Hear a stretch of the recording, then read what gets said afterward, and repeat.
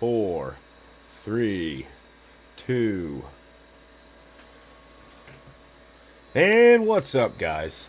We are back with the second installment of this whole shit hit the fan survival thing. This one is going to be completely off the cuff, and this is going to be about first aid and personal protection in the form of firearms and weapons and whatnot.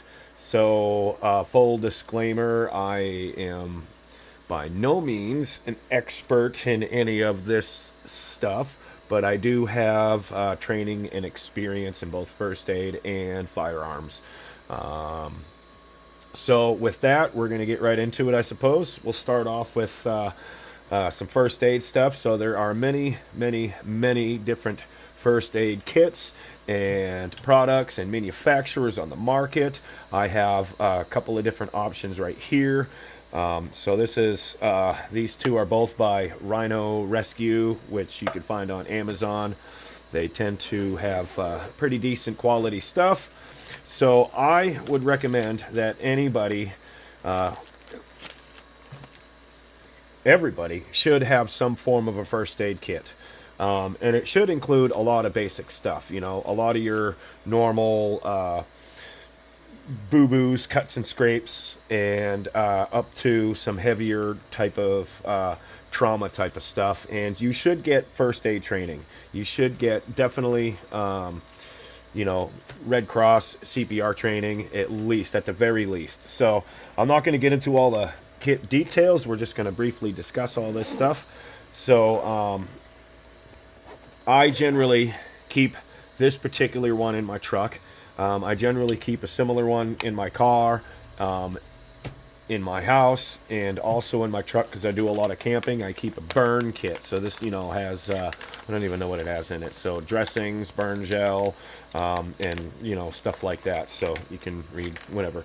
But, yeah, so it can be as simple as your basic little household type of boo-boo first aid kits. You know, at least something off the shelf like this. You know, they all come with, you know, basically the same run-of-the-mill stuff. You know, cleaning and antiseptic and Band-Aids and gauze pads and, you know, stuff of that nature. You want to have at least the basics on you because, you know, anything is better than nothing. But, you know, make sure you get the training to go along with it. Like, you know, a piece of first aid gear, or any piece of gear for that matter, is absolutely useless if you do not know how to use it. And so other things that I like to carry first aid related is I always have a tourniquet or two on my in my truck. And I generally keep this one on my person, especially when I go hiking and stuff. This comes in my kit and everything. It's a rat's tourniquet, and then these are the windlass cat style tourniquets. And this one is all ready, set to go. Take the rubber band off of it. I use the rubber band to attach it to like a backpack or something. This is great because it can just go in a pocket, and so on and so forth. So yeah, so it's very important to have basic first aid, at least basic first aid. But, you know, even better would be a small trauma kit, like an IFAC type of thing. So moving on to the personal protection. Now, this is a delicate subject with a lot of people, and, you know, so it is what it is. But I do feel it is important, and going along with the whole shit hit the fan and survival and, you know, natural disasters and stuff that we were talking about the last video. So this kind of does sometimes go hand in hand. Now, I realize that, like I said, you are more likely to be in a natural disaster situation than you are into some sort of an apocalypse or a collapse of government. That being said, I do believe it is still very wise to be prepared and be able to defend yourself and your family, and even your neighbors in your community. It is still a very important thing. And now this is my take on it. I like to have common calibers, and I have different tools for different jobs. We're going to get this out of the way too. So I have three different examples right here. So first off, I have your AR weapon system.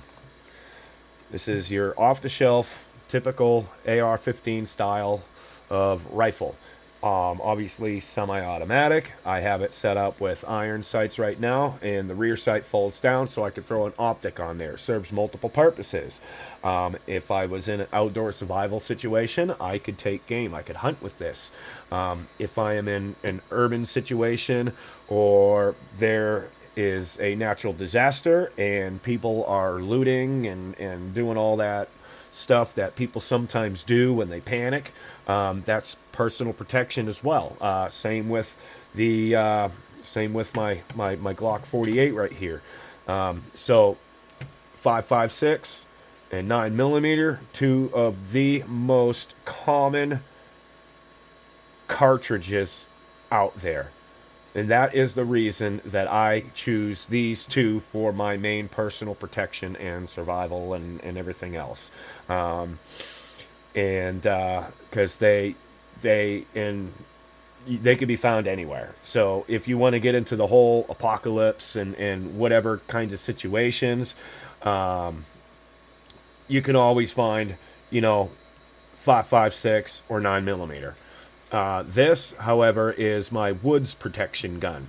So, like I said, this is going to be more geared towards my area and where I live. So I live very close to vast wildernesses, and I'm out there absolutely constantly.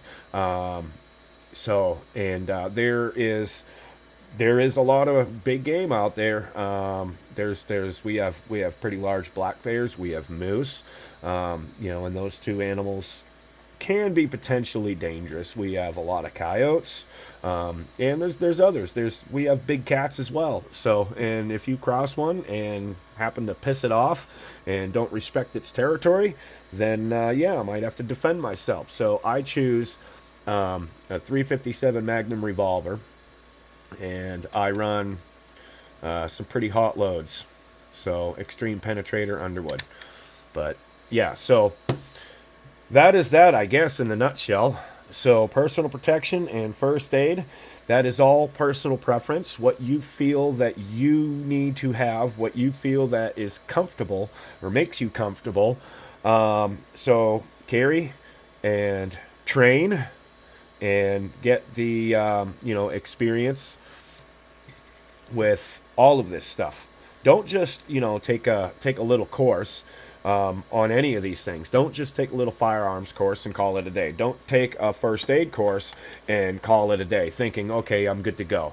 No, you gotta continue. You gotta continue. I shoot these guns. I'm out in the woods all the time, and there's nobody out there. I set up ranges, and I train with my weapon systems. And as for the first aid, I will admit I haven't done much training in the past several years, which I am planning to remedy.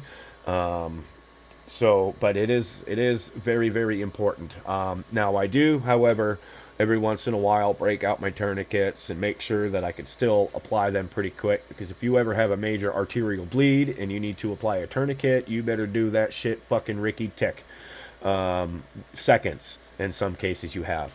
So make sure you understand your weapon systems and your first aid items that you decide you want to carry and keep in your home, your vehicle, or whatnot, and make sure you get the proper training and get the proper experience to safely operate and use both. So that is all I have for today, guys. The next one, I think we're going to probably wait until the weekend, and we are going to do some stuff outside and talk about what I keep in my vehicles for out in the wilderness. Survival related stuff, camping related stuff. We'll go over tools, fire making, and all of that fun stuff. Shelter systems that I carry, like emergency style shelter systems and whatnot. So that is that. Please like and subscribe. Thank you.